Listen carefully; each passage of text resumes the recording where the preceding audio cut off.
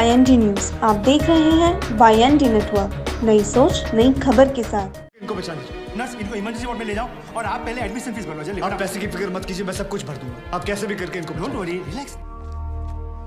ये मार चुका है। Is already dead doctor.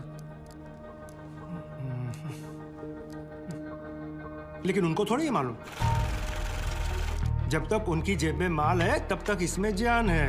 ये लीजिए। डॉक्टर, ये शब्द आते ही सबसे पहले मन में ख्याल आता है कि जैसे वो धरती के देवता हैं, जीवन देने वाले मसीहा। लेकिन जब जीवन देने वाला मसीहा ही फर्ज से किनारा करता नजर आए तो जनता कहाँ जाए। घटना मीरा भयंदर की है, जब गणेश शर्मा अपनी 5 महीने की बेटी की जान बचाने के लिए पूरे मीरा भयंदर के चक्कर काटते नजर आए। आखिर बच्ची ने दम तोड़ दिया। परिवार ने कस्तूरी हॉस्पिटल के डॉक्टर राजीव अग्रवाल पर आरोप लगाया है कि उन्होंने समय रहते हुए बच्ची का इलाज करने से मना कर दिया और हमको सरकारी हॉस्पिटल में जाने के लिए कहा। गणेश ने बताया कि सरकारी हॉस्पिटल के डॉक्टर ने मेरे साथ बदसलूकी की, मुझे धक्का मारा। इस तरह का रवैया समझ से परे है। जब हमने गणेश शर्मा से बात करी तो उन्होंने अपना दुख बताया। कहीं ना कहीं उनका कहना है कि डॉक्टर मेरी बेटी की मौत के जिम्मेदार हैं। डॉक्टर झूठ बोल रहे हैं, उन्होंने मेरी बच्ची को देखा तक नहीं, सीधे कहा कि सरकारी हॉस्पिटल में ले जाओ, मेरे पास वेंटिलेटर की सुविधा नहीं है। अपना नाम बताइए तो। सर, मेरा नाम गणेश सुरेश शर्मा है। क्या घटना घटी थी आपके बच्चे के साथ में, जरा उसके बारे में बताइए। सर, मेरी बच्ची, मैं जॉब पे से आया, मेरी बच्ची हंसते हंसते खेल रही थी और उसको कुछ ना बीमारी ना कुछ तबीयत खराब कुछ भी नहीं हुआ था सर। अचानक दूध पीते पीते उसके नाक में से दूध आ गया बस। और मैं सोया हुआ था, घबरा के मेरी औरत ने उठाई मुझे और मैं उठ के देखा तो मेरी भी घबरा गया।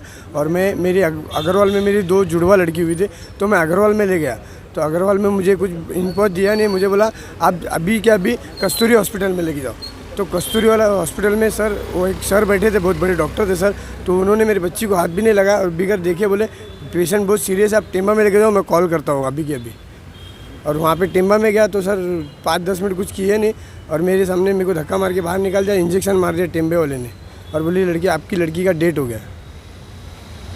डॉक्टर का कहना है कि उन्होंने आपको ऐसा बताया था कि आपकी बच्ची का डेथ हो गया। नहीं, ऐसा कुछ भी नहीं बताया मुझे। मैंने ये अग्रवाल में भी लेके गया, अग्रवाल ने भी देखा, बोलते बच्ची जिंदी, आप जल्दी लेके जाओ। तो आप टिम्बा में लेके आए तो उसके बाद क्या हुआ, मतलब उसके बारे में मुझे कुछ ही नहीं। अग्रवाल में लेके गया, अग्रवाल कस्तूरी में भेजा, कस्तूरी वाले ने बोला आप टिम्बा में लेके जाओ, मैं कॉल करता हूँ, अर्जेंट ही पेशेंट बहुत अर्जेंट है, मेरे पास कुछ भी नहीं, आप टिम्बा में लेके जाओ, मैं कॉल करता हूँ। तो टिम्बा वाले ने देखा, 2-3 डॉक्टर लोग थे, वो लोग ने कुछ हाथ बीत लगाया, बोलते आपकी बच्ची बहुत अर्जेंट तबीयत खराब है उनकी और आप बाहर जाओ। मुझे धक्का मार के बाहर निकाला और इंजेक्शन लगा दिया और 10 मिनट के बाद मुझे आके बोले कि आपकी बच्ची का डेट हो गया।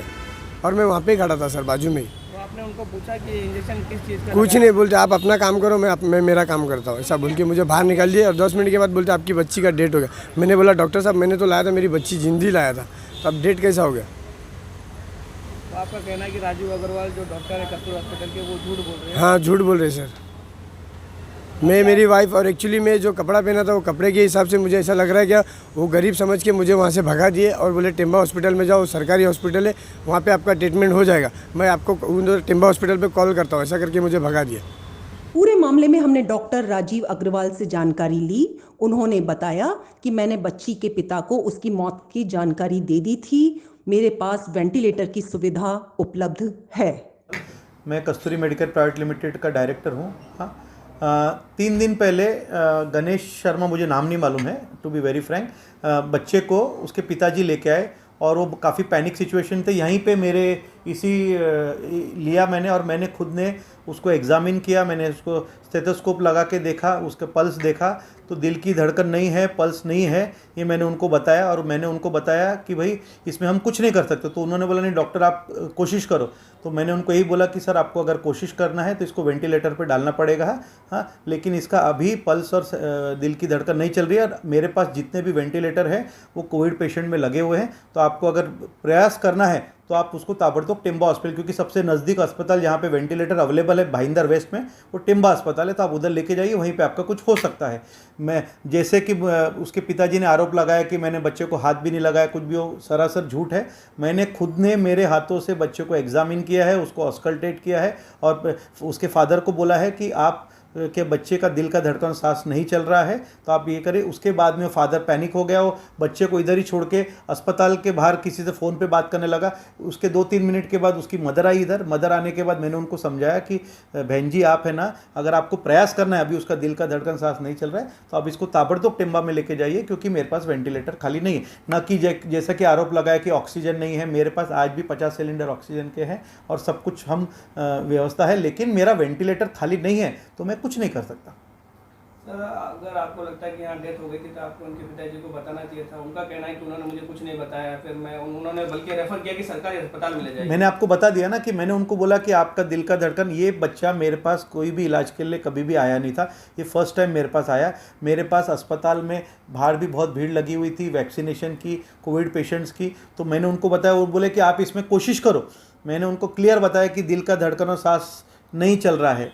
हाँ, मैं मानता हूँ कि मैंने ये नहीं बोला कि भाई किसी भी मुझे मालूम नहीं कि वो पिताजी के कैसा रिएक्शन रहेगा, तो इसीलिए मैंने उनको बोला दिल का धड़कन सांस नहीं चल रहा है। मैंने ये नहीं बोला आपका बच्चा मर गया, लेकिन दिल का धड़कन और सांस नहीं चल रहा है, इसका मतलब यही होता है कि बच्चा अभी जिंदा नहीं है। तो मैंने उनको बोला आपको फिर भी कोशिश करनी है, वेंटिलेटर लगेगा। मेरे पास अभी वेंटिलेटर खाली नहीं है, क्योंकि मेरे तीनों वेंटिलेटर ऊपर आईसीयू पेशेंट पे लगे हुए थे, तो आपको टिम्बा हॉस्पिटल लेके जाना है अगर आपको करना। और वैसे भी वो अगर मेरे पास मैं उसको डिक्लेयर भी करता तो उसका सर्टिफिकेट मैं नहीं दे पाता था, उसको टिम्बा हॉस्पिटल में जाके ही सर्टिफिकेट लेना पड़ता था। वो गणेश जिसकी बच्ची थी, उसको जब हॉस्पिटल में गया तो उसकी जो हालत थी कपड़े की, मेरे को लगता है वो कपड़े की हालत देख के वो डॉक्टर प्राइवेट वाले ने लिया नहीं, कि गरीब है उनके पास पैसे नहीं होंगे।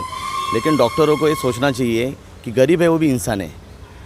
आज वो लोग अगर अच्छे से उनकी ट्रीटमेंट करते या उनको अच्छे से सलाह देते तो आज ये दिन नहीं आते। वो एक तो बच्ची मरती नहीं थी, आज अगर उनके पास सही में ऑक्सीजन होते तो बच्ची मरती नहीं थी। और आज अगर डॉक्टर राजू अग्रवाल जी ने जो कहा कि बच्ची प्राइवेट में से इधर लेकर जो टेम्पा पे ठीक हो जाएगी, क्योंकि कैसा है, राजू अग्रवाल ने उनका कपड़े देके मुझे लगता कहा कि तुम चले जाओ वहाँ करके, और फिर बाद में राजू अग्रवाल जी से पूछते हैं तो वो बोलते कि बच्ची की डेट हुई थी। तो ऐसा उनको झूठ बोलने की क्या आवश्यकता हुई? उनको सच बताते थे, अच्छी राय दे देते थे, तो वहीं पर अगर डेट हुई रही थी तो वो घर पे लेके जाते थे। उनको इतनी तकलीफ देने की उनको कोई आवश्यकता नहीं थी। अब आगे आपकी इस मामले में क्या भूमिका रहेगी जन्म से? मेरी इसके आगे भूमिका रहेगी, ऐसे प्राइवेट हॉस्पिटलों पे और ऐसे डॉक्टरों पे सख्त कार्रवाई की जाए।